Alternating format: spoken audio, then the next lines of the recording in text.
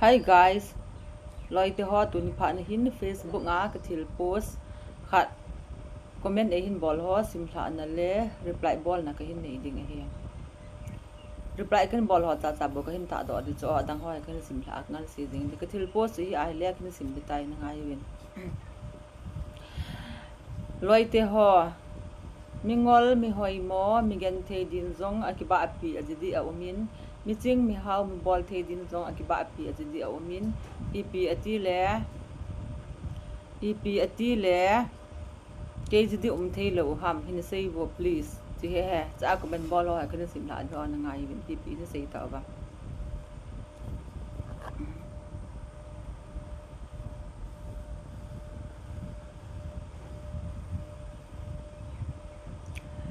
thang neo du len loskar hau ki min hong ki pui di he thang neo du len ba da chu ke thos te phong sai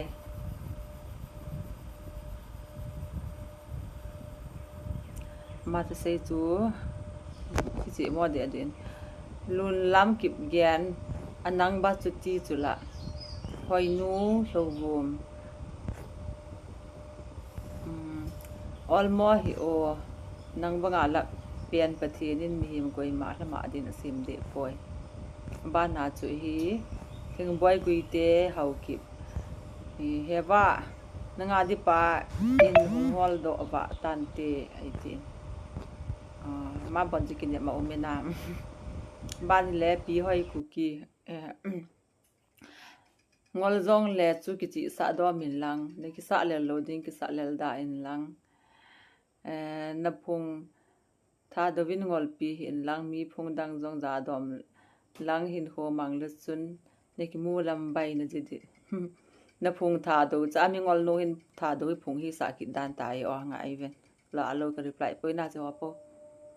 poi pi ho na ji pan na hung hol do lo lai hi bo we wa ama hen hi za ham hung hol do loi le pha hi le ni nga lel wal ta ben song neo ki gian hung di hi uba si ol mo hin hi zam hung loi le pha hi ni nga lel wal ta ben ban hi ki le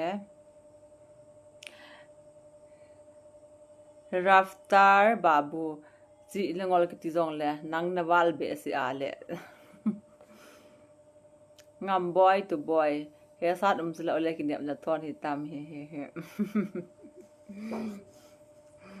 ki heta lo na ning son moi ning son moi he ba to a he ba si nang bot ngol le ba sumo di nga ki ngol sa ni bo chu min sa ni bo be za ni sei do azi o sumun di nga min iti ho jong chun kho slo nang jong i tum jong chun kho slo ni bo be lam neu hau ki nangol chi ji hi so pinu ngol chi su ita bang ta ni hin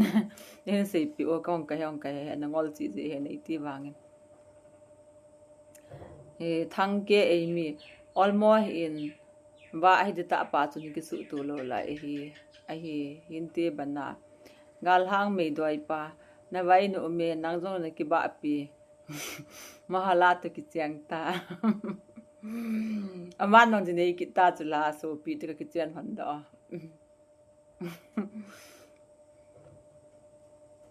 kamina sai lo jin nei nom tam ba ka nei nom po ye mo ka jine kal nga lel ve se wa hi la no mo ka sa thi mi ta ya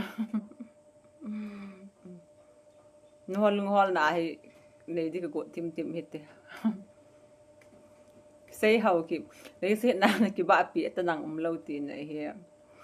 ka sei ta la atanang long atanang ki ba pi to ki che ngol ki ba pi hau ki ba pi to ki che nga so so ke di lo chi pa ka lung dong ka ti sin he na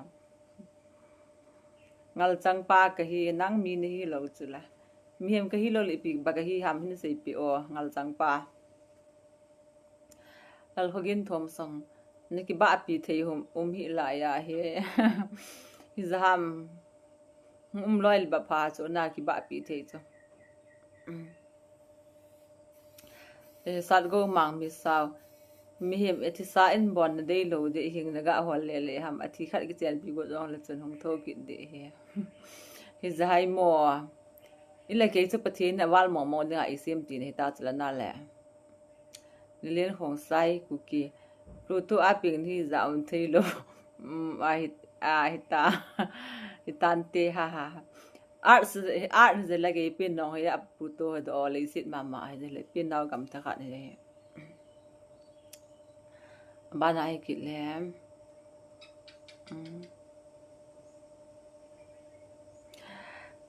Mary hang si ki seili iwal ji ho ba dim set ni na te nang bon ti dinga ne gin chat ki pa mi ki ne hi na ki go the jong le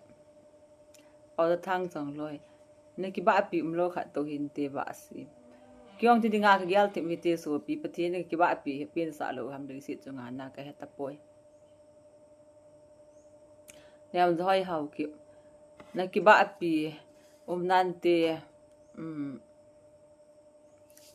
ba si ki gyal se hin mi hem so ki ba pi ji na hi za ba tu sa nam lo hila so pi ka lung dong ta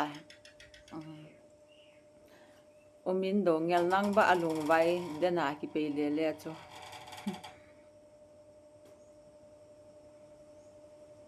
nang ba alung vai de na ki pe le le cho ba na ai ki le go khong sai ku ki aching jong hi lo ngol jong hi lo asu sam lo ni ji